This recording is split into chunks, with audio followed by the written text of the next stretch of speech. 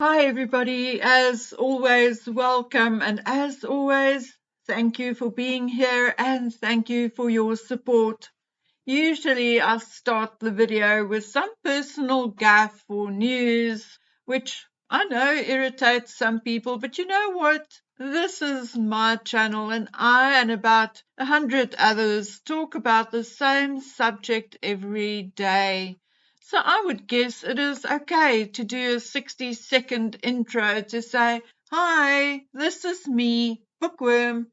Anyway, it was a busy weekend with Dragon Man again being the giant ostrich mascot for his school on Saturday, and me trying to create more shelves and cupboard space in the house. I've been drilling and hammering and gluing and swearing all weekend. Now it's Sunday afternoon and I've had it done. All the ugly holes and places where the plaster came off due to my amateur efforts can wait for next week. I've cleared about 2 square meters floor space, and that alone took me a day and a half. Anyway, let's talk royals and not so royals. I think the best article written so far on the Harry and Meghan road show, clown show, whatever you want to call it, is one by Sarah Vine for the Daily Mail. At the very least, it is the best article I have read so far. The article is titled "Charles Must Stop These Pound Shop Royals Trashing the Monarchy's Brand." Amen, Sarah Vine. So say we all. In the article, Sarah refers to the Colombian vice president saying she invited Meghan on the basis of what she saw and heard in the Netflix mockumentary, and Sarah suggests that the vice president appoints Meghan as her Minister of Justice based on the fact that she was a paralegal in Suits. Now, I think Sarah Vine is my twin from another mother, because haven't I said something similar a few videos ago? I also agree that Harry may be quite happy to stick around to taste, test, or is it sniff test some of Colombia's best.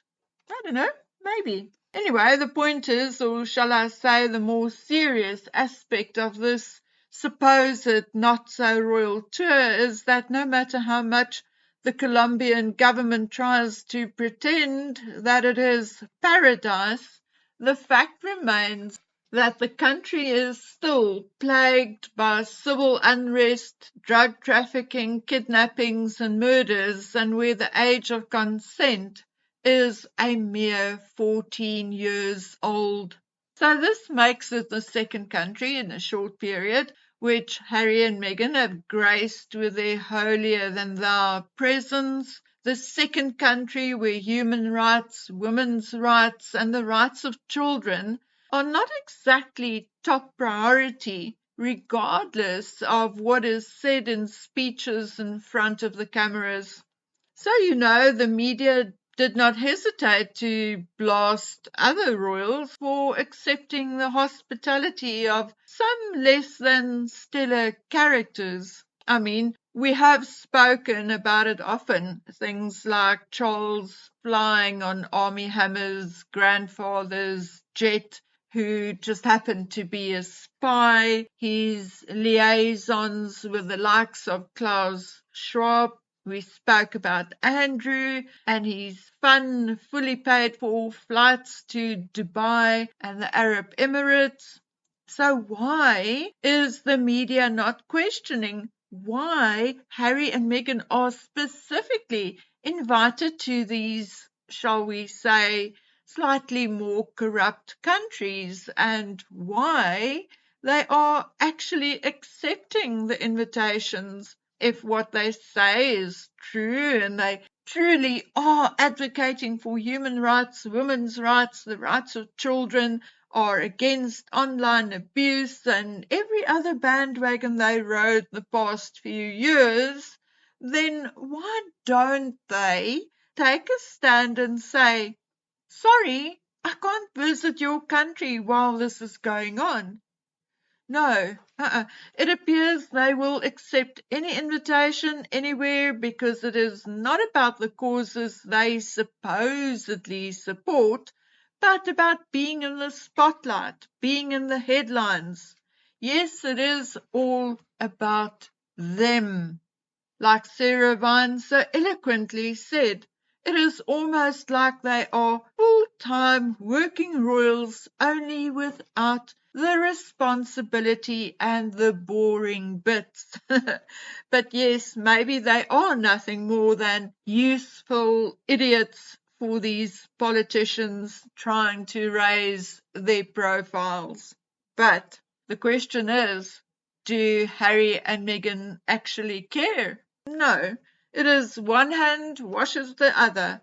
I'll hug you on camera and pretend you are the dearest, sweetest politician or vice president in the world, as long as you make sure I am in the center of every photograph and you don't pull your nose up at my sweaty bits.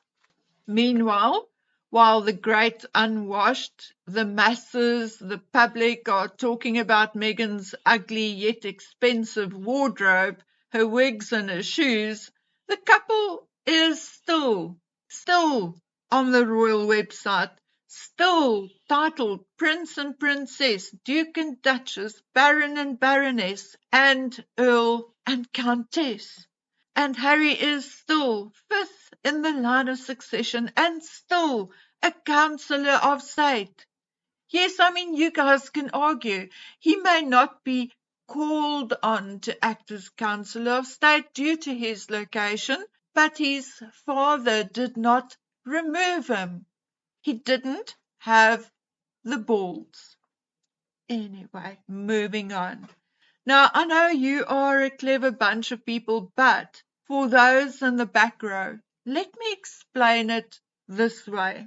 If Joe was a district manager for Yummy Ice Cream, and although the company is based in Chipping Campden in the UK, and he now lives in, say, Arlington, Texas, he moved there with his wife, children, and the family dog. But he's still on the company website and still wears his Yummy Ice Cream golf shirt or t-shirt and still refers to himself as Joe, the district manager of Yummy Ice Cream. Then, my dears, I'm sorry, but legally, Joe is still employed by Yummy Ice Cream, whether he lives on another continent or not. And more importantly, Yummy Ice Cream will not allow him to start an ice cream company, a rival company, and will likely sue his ass if he uses their recipe to make ice cream of any kind. So tell me, what is the difference between Joe and Harry? Nothing.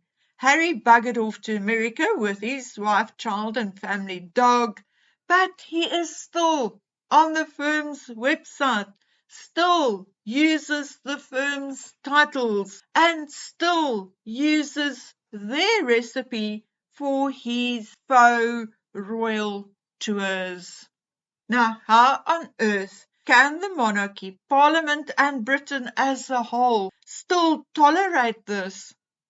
They shouldn't, not a minute longer, as it really devalues the monarchy, makes Parliament look like the three monkeys, hear no evil, see no evil, and speak only gobbledygook. Yes, Sarah Vine, myself, and others are pointing out the obvious, the word salad, the hypocrisy of Meghan and Harry, but so few actually point out the important part, namely that Francia Marquez clearly stated that once she heard and saw what Meghan had gone through while in Britain and the royal family, she decided to invite them so Meghan can come talk to them about her experiences. So even though I am more inclined to believe my source, namely that Francia Marquez was contacted by the Harkle camp. The message out of her mouth to the media in attendance was very much anti-royal, anti-British. So I'm asking you, even with a woke and sick king and a liberal government, how can this be allowed?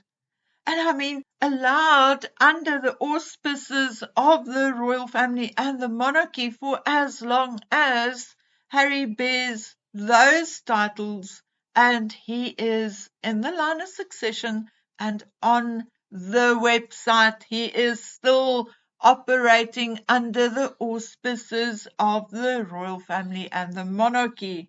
You can argue as you may, but my dears, it is a fact.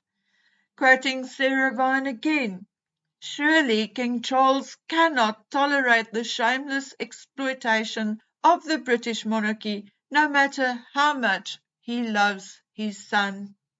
Okay, in closing, things not addressed in the Sarah Vine article, but which I, maybe because I live in an African country, would want to address and which I'm going to address in a next video, is the exploitation by these two of the people of a relatively poor nation. I do not understand how a politician who allegedly wants to and is fighting for better conditions and the human rights of her people can allow the amounts of money being spent on these two faking fraudulent non-entities. How do you look your people in the eye and allow them to go to sleep hungry or homeless or abused when you have just spent hundreds of thousands, if not millions of dollars on a 4-day visit by two Hollywood outcasts? I do not get it. Anyway, guys, I have to step away for a couple of hours. I have so much to talk to you about. Not all of it about the Harkles, but I will be back. So until then, please take good care of yourselves. Bye.